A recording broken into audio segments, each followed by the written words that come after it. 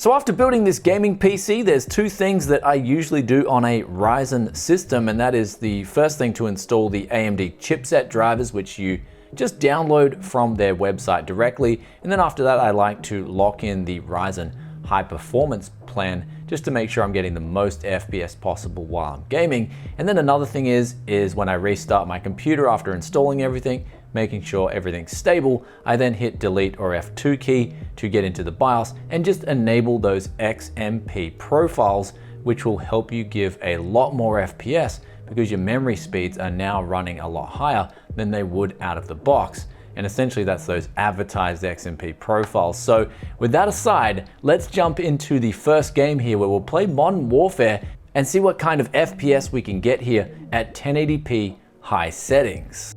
So straight away into Modern Warfare, and this PC is playing this game extremely smooth.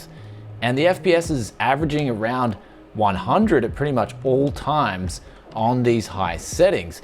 Now the temperatures are getting a little bit hot, and that's usually on budget cases. You're gonna find airflow can be a little bit limited, but what we're gonna do right now, because essentially the temperatures are getting the GPU up around 80 degrees, the CPU at 70 is absolutely fine, but the GPU running at 80 degrees at all times, especially in the 25-degree ambience that we're in at the moment, is a little bit uncomfortable. So what we're gonna do is just take off this glass side panel and then check out what our temperatures are before and after, and then we'll move on to the other two games.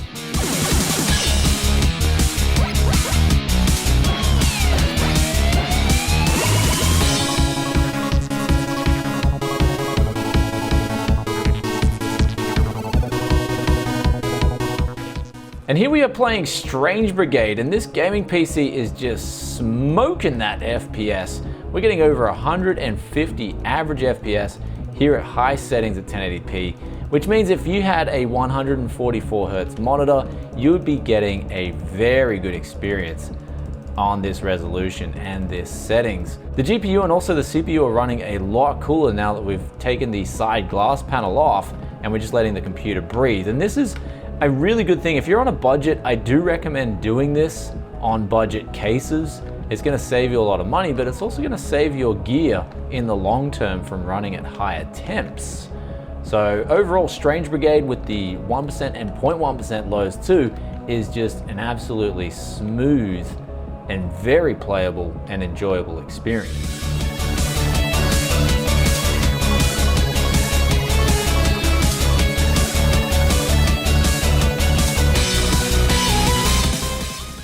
And next up here we've got Doom on high settings, and we're just benchmarking this now, and the FPS is going to around, again, that magical spot of about 140, which, just like the Strange Brigade, shows that this little combo here is perfect for 1080p 144 Hz gaming. Now, if you're worried about a 4-core 8-threaded CPU in 2020, don't be, especially at this budget where we've got the GPU pretty much at all times being near 100%, which really is a good thing, and it means you're getting a lot of value for money out of the Ryzen 3 3100.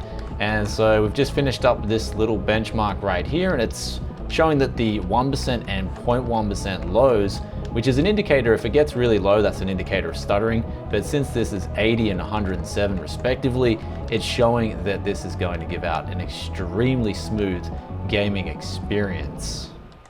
And now, closing up today's video with this new gaming PC right here, I am shocked at the value for money you can get in this price category. The Ryzen 3 3100 is a beautiful little CPU, and it's great coupled with a 1660 Super. And these games at 1080p high settings, they had no problems, no stuttering whatsoever. And another really good thing about a build like this is that from the wall, the total power system consumption was only around 230 watts while we're playing Call of Duty Warzone, which is intensive on not just the graphics card, but also the CPU as well. And we saw in some of those benchmarks, this was scoring the highest temperatures on the CPU side. So that just shows that if it's using up 230 watts, your power supply here, even a 400 or a 450 watt power supply, is gonna be absolutely fine for this combo. Granted, it's from a company that regularly makes power supplies and has a reputation for making decent power supplies. I don't recommend going out and buying from a brand name that you've never heard of before and no one's been using these power supplies, because you may come into some troubles. And I've used power supplies in the past that have said 700 watts on them, and then you even put something as simple as a 1650 on that with a Ryzen CPU or an i7, and the thing just goes toast. So don't go out and buy a no-name brand power supply. But that aside, the case itself, if I was to change something, I would, if I had a bit of extra money, I would definitely get a case with better airflow, where I would recommend, if you got a budget case like this, just leaving the side panel off. It's something that I've recommended for years. If you're on a budget, just leave that side panel off and you'll be tasting much better temperatures, or at least your computer components will be tasting those better temps. And that leads to, as we said before, just better longevity on all your computer components in general. Though, another thing I'm going to talk about is the size of the games. This has to be addressed because we put in a 480 gigabyte SSD here today, and that's a really nice size for an SSD. But if you are playing a lot of different games, especially if you're playing Call of Duty and you're going to be playing a lot of other games that are coming with big download sizes, you may wish to invest in something like an 8 terabyte hard drive with a long warranty and just use that over the years to store all your games on, and then change that. If you upgrade your computer in the future, you can just take that drive with you and keep something like a 480 gigabyte SSD or a 1 terabyte NVMe as your main Windows boot drive, and then leave your backup drive with all your games on it. The last thing to address is people are going to say you should get a B450 instead of an A320. With the Ryzen 3 3100, it's not going to make too much of a difference, unless of course you want to overclock and you want to upgrade your CPU in the future. But me delving into gaming PCs a lot here on the channel, I'm a big believer in just building the PC once, and then after you've played it for a few years, you can pretty much reflip it on the used market, where that's another thing we'll quickly address, and that is the prices of new parts are so good right now, it's actually better in my opinion to be building a new PC, where I got all these PC parts just from my local retailer, which was about 15-minute drive from where I live, and there was no hassles of finding any deals on the used market, where I feel at the moment the used deals, although they are there and they do come up, they just get snagged up straight away when they're actually a pretty good deal on the used market. Though on the flip side of things, the availability of the new parts is definitely there, and it's definitely time. If you're thinking about buying a gaming PC and you want some of the best price performance, then the PC we built here in today's video is definitely going to give you that. And with that aside, I hope you guys enjoyed today's video. If you did, then be sure to hit that like button for us. Also, let us know in the comments section below, what do you think of today's build? Love reading your thoughts and opinions as always, just like this question of the day here, which comes from Shoops, and they ask, I just updated my graphics drivers and now my monitor has no signal. Can someone help me out? And basically, if your computer updates a graphics card driver and the monitor then says no signal as soon as it's updated the graphics card driver, unfortunately that is usually a faulty graphics card. And as much as I don't like to be the bearer of bad news, that usually isn't a good sign. However, there is another possibility, and that is that the graphics card you bought, especially if you got on the used market, it could have a mining BIOS on it. And if someone's essentially installed a patch with that previous driver, and then you've got and installed a new graphics card driver, that can cause that issue too. But usually that doesn't cause your display to go black. And actually, if you go to Device Manager, it will just show an exclamation mark next to that graphics card itself. Hope that answers that question. And with that aside, I'll catch you guys in another tech video very soon. And also, if you're keen to build something like this, then I'll put some links in the description below for you, as well as a great monitor to pair with this PC right here. And I'll see you next time. Peace out for now. Bye.